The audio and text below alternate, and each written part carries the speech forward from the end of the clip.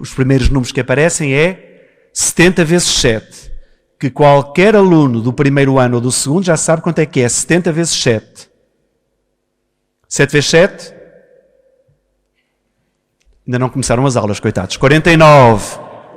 7 vezes 7 é 49. 70 vezes 7, 490. Hein? Isto é matemática. Na matemática, 70 vezes 7 é igual a 490. Mas na Bíblia, 70 vezes 7 é igual a sempre. Hein? Mas não digam isto à vossa professora de matemática, senão chumbam. Hein? Só na Bíblia. Na Bíblia, 70 vezes 7 é sempre. Porque o número 7 é o número da perfeição. O perdão é igual a 70 vezes 7. Sempre. A dinâmica do perdão não é um exercício de matemática ou de contabilidade, em que nós punhamos uma folha de débito e vamos aqui contando as vezes que o próximo me ofende, ou que o próximo me prejudica, ou o próximo faz mal, e quando chegar às 491, acabou. Não. Não é um exercício de contabilidade, mas sim um exercício de gratuidade. O perdão é gratuito, dá-se. E esta é que é a grande lição do Evangelho de hoje. O perdão não custa dinheiro, o perdão dá-se, porque é uma libertação, quer para quem perdoa, como para quem é perdoado. Mas Jesus sente necessidade de explicar ao Pedro como é que isto é.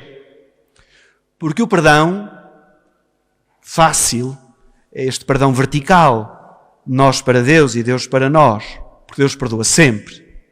O perdão mais complicado é sempre o perdão horizontal, não é? De um para com o outro. Aí as coisas são mais complicadas, porque guardamos ressentimentos, porque as coisas repetem-se, porque nos cansamos do mal do outro ou das falhas do outro, e esta capacidade de perdoar não é assim tão ligeira, ligeira no sentido de ágil, como Jesus nos pede no Evangelho.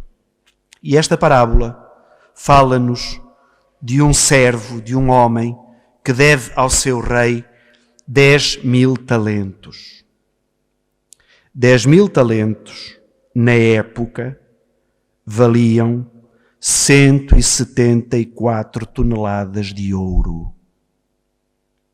Este rei perdoou ao seu servo o equivalente a 174 toneladas de ouro.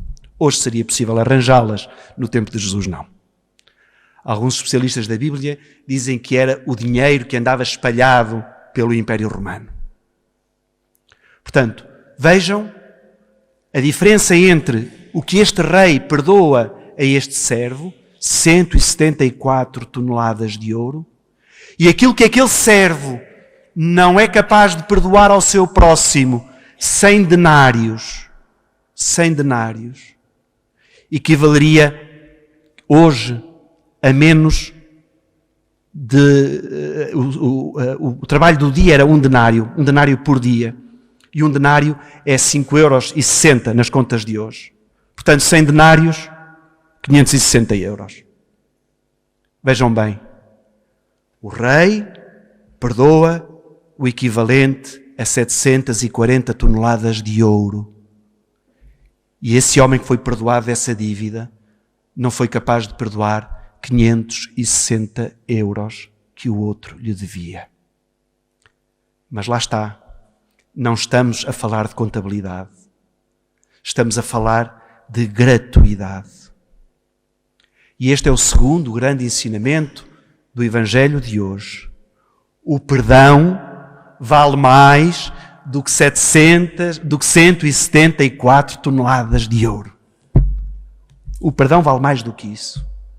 Este rei perdoou porque viu a vida daquele homem e não fez nenhum negócio. Quanto é que tu tens, dá cá e depois logo se vê, vai pagando aos poucos. Não. Perdoou-lhe a dívida.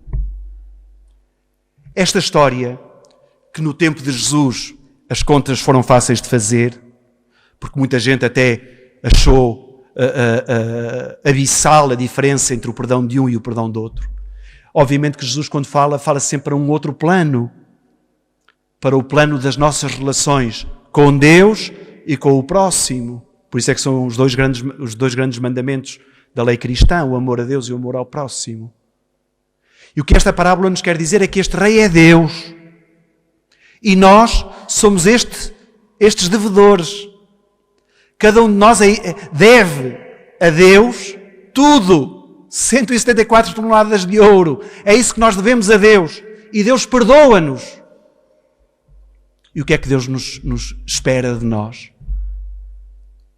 Se Deus nos perdoa tudo, que nós usemos a misericórdia para irmos perdoando o pouco que o outro nos ofende. Por muito que fosse, é sempre pouco comparado com o que Deus nos perdoa. No fundo, o que nos é dito hoje é: se me pedes perdão e eu te perdoo, como é que tu não perdoas ao teu irmão? Este é o caminho do cristão. E se nós na semana passada citávamos Santo Agostinho a dizer que a medida do amor é amar sem medida, podemos exatamente usar a mesma expressão para o perdão. Porque não há uma medida, não há um limite para perdoar. Mas é difícil, porque a gente acumula. É difícil. Olhando para as vidas das pessoas, é difícil. Lembro-me quando trabalhava ali no hospital com os doentes paliativos, uma senhora a quem lhe foi dada a notícia de que a coisa não estava muito bem e que a coisa não ia, e que já não ia fazer mais tratamentos e que a coisa já estava assim. A senhora chamou-me e a chorar, a dizer que tinha recebido aquela triste notícia, mas dizia: mas sabe, a pior coisa com que eu vou partir é que eu não vejo o meu filho há 12 anos e não conheço as minhas netas. Simples, porque é que não fala com o seu filho? Porque ele chateou-se com o meu marido e o meu marido não aceita que eu o veja. E fizemos o trabalho, obviamente, falar com a senhora, falar com o marido, falar com o irmão mais velho, a ver se conseguíamos desbloquear esta situação antes da senhora morrer. Foi difícil, porque o marido não queria que o filho se aproximasse da mulher, e eu disse: mas ouça lá, mas quem é que está chateado com o seu filho? É o senhor ou é a sua mulher? Sou eu. Eu disse: então liberta a sua mulher. A sua mulher não tem culpa de uma briga entre os dois. Depois, lá se conseguiu que, está bem, ele pode vir, mas eu não estou cá. É um problema seu se não quer estar cá, mas ele vem. E acabámos por ver aquela senhora quase moribunda, a piorar de dia para dia, a ver o filho, a ver as netas, e a conseguir que naquele quarto entrasse também o marido e o outro filho, a família toda. E podemos dizer assim: que história tão bonita. Mas eu digo: que história tão triste. Porque é preciso chegar ao limite para a gente se perdoar uns aos outros. Já viram a quantidade de anos que esta mãe esteve privada do amor de um filho, sem uma chamada, sem uma festa de anos, sem poder acariciar os seus netos, por causa de uma teimosia, porque não nos perdoamos. Agora cada um olhe para a sua vida. Nós somos todos santos, graças a Deus, não temos nada a perdoar a ninguém, porque já estamos todos com as asas atrás das costas e a subir muito. Mas como é que está o dinamismo do perdão? Como é que entra o dinamismo do perdão no meu trabalho, com os meus colegas, mesmo até em casa, na vida do casal? Às vezes aquela desculpa que não é bem desculpa. Já repararam que se cada vez que alguém nos ofende nós puséssemos uma pedra no bolso, como é que estariam os nossos bolsos? Não conseguimos andar. Porque perdoar é libertar. O perdão é uma libertação. Até para o crime mais horrendo. A justiça tem que se cumprir, obviamente. O Papa João Paulo II, depois do atentado, foi à cadeia visitar aquela pessoa que o quis matar. Não o tirou da prisão, mas foi lá dizer, estás perdoado. E é este perdão que é preciso que cada um de nós cristãos promova e realize no seu contexto. E Jesus terminava o Evangelho dizendo que Deus não nos perdoa se nós não perdoarmos ao próximo de todo o coração. Nós rezamos no Pai Nosso. Seja, perdoai-nos as nossas ofensas, assim como nós perdoamos a quem nos tem ofendido. Uma tradução mais literal e realista é: assim como nós já andámos a perdoar uns aos outros, perdoa-nos também tu, Deus.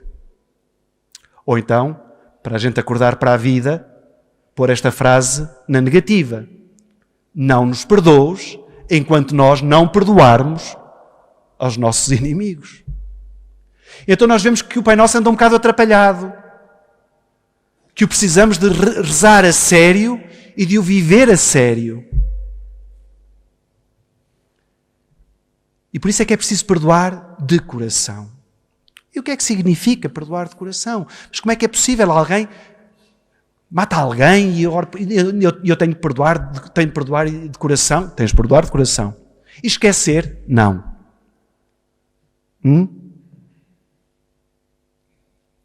Perdoar não é esquecer.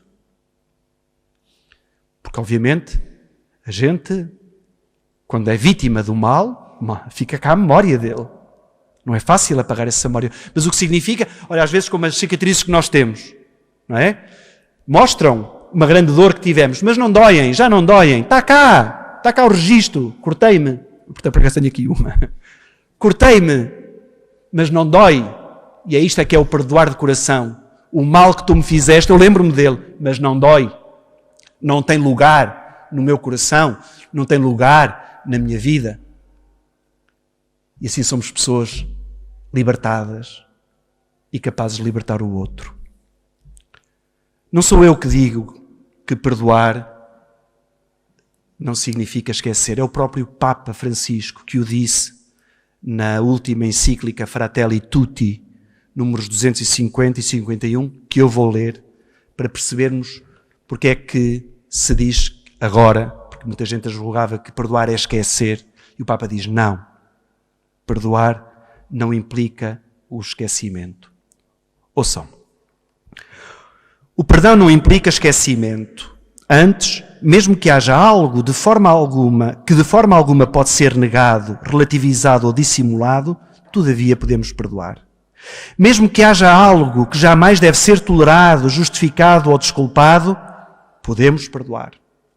Mesmo quando houver alguma coisa que por nenhum motivo devemos permitir-nos esquecer, podemos perdoar. O perdão livre e sincero é uma grandeza que reflete a imensidão do perdão divino. Se o perdão é gratuito, então pode-se perdoar. Até a quem resiste ao arrependimento e é incapaz de pedir perdão. Número a seguir. Aqueles que perdoam de verdade não esquecem, mas renunciam a deixar-se dominar pela mesma força destruidora que os lesou. Quebram o círculo vicioso, travam o avanço das forças da destruição. Decidem não continuar a injetar na sociedade a energia da vingança, que mais cedo ou mais tarde acaba por cair novamente sobre eles próprios. Com efeito, a vingança nunca sacia verdadeiramente a insatisfação das vítimas. Há crimes tão horrendos e cruéis que fazer sofrer quem os cometeu não serve para sentir que se reparou o dano. Não bastaria sequer matar o criminoso, nem se poderiam encontrar torturas comparáveis àquilo que pode ter sofrido a vítima. A vingança não resolve nada. Isto é Papa Francisco. Nós cristãos não podemos ir pelo caminho do ódio e da vingança. Nós cristãos só temos o caminho de Jesus, que é o caminho do perdão. Se olharmos para a cruz de Jesus, temos ali 2 momentos em que Jesus crucificado concede o perdão. O primeiro, àqueles que o crucificaram. Pai, perdoa-lhes, porque não sabem o que fazem. Jesus perdoou a quem lhes fez mal.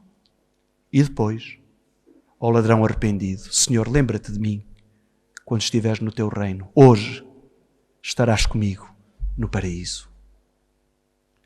Peçamos ao Senhor que nos dê esta capacidade do perdão, perdoar de coração. Mas rezemos também por aquelas pessoas católicas, devotas, com muita vontade, mas que ainda não chegaram a este patamar do perdão. Não é para deixar de rezar o Pai Nosso, é para o rezar com mais intensidade, para que ele entre na memória, para que entre no coração e depois se torne uma prática. Que a Igreja, que cada um de nós, seguidor de Jesus Cristo, seja pessoa de amor e de perdão. Que assim seja.